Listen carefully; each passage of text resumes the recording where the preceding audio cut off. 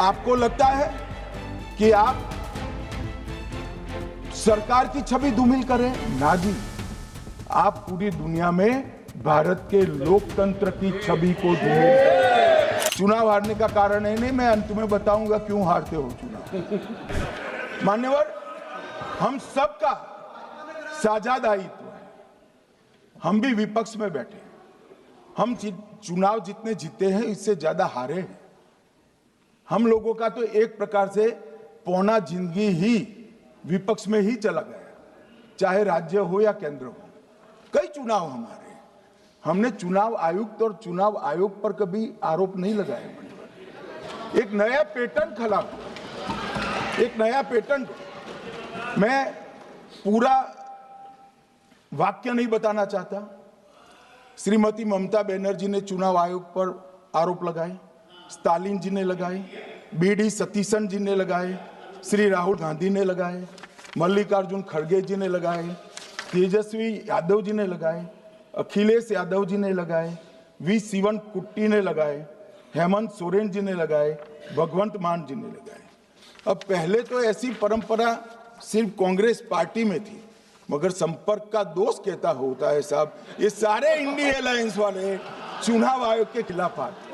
मान्यवर, चुनाव आयोग एक तटस्थता से चुनाव कराने वाला संस्थान बनाया गया और इसकी मान्यता कोई पॉलिटिकल पार्टी ने नहीं दी, भाग और अनुच्छेदों के तहत हमारे संविधान ने दी है और ये संवैधानिक प्रक्रिया है।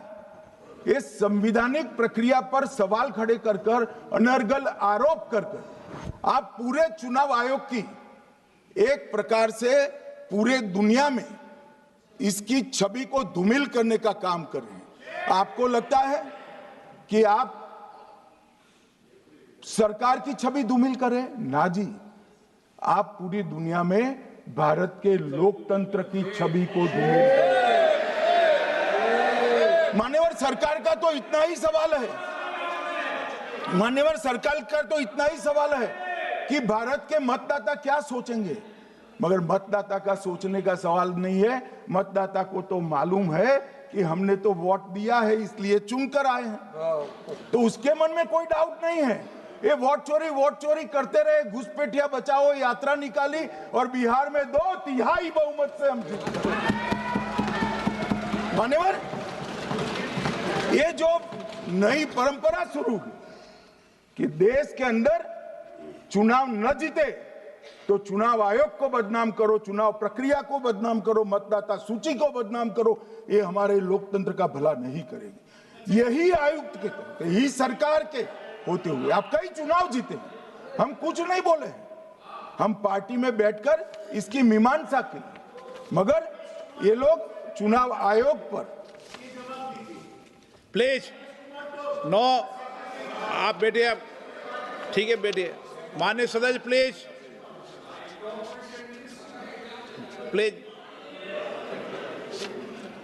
मान्यवर, मैं थोड़ी स्पष्टता के लिए आंकड़ा देना चाहता हूं।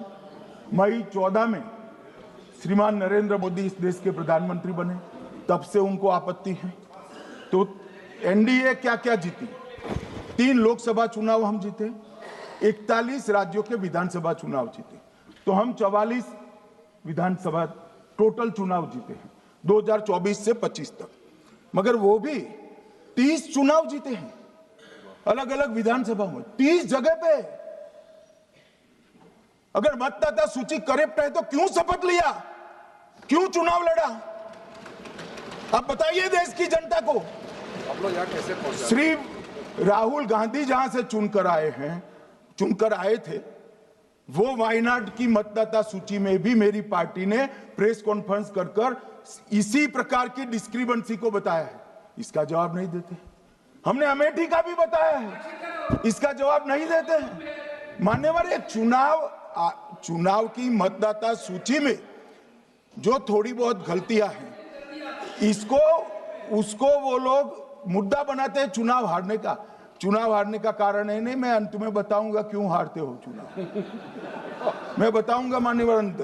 परंतु फिर भी चलो मान ले कि मतदाता सूची ठीक नहीं है, तो गहन पुनर्निरीक्षण का मतलब ही ये है कि मतदाता सूची को सुधारने की प्रक्रिया। अब इसमें आपके बीएलए सहयोग नहीं करते हैं, आप उसका बहिष्कार का ऐलान करते हो, आपकी राज्य सरकारें जहां है वो मदद कम करती हैं, तो कैसे मतदाता सूची का शुद्धिकरण होगा? जो आपकी डिमांड है वो ही चुनाव आयोग कर रहा है। आपकी डिमांड है कि मतदाता सूची ठीक हो, वो चुनाव आयोग कर रहा है।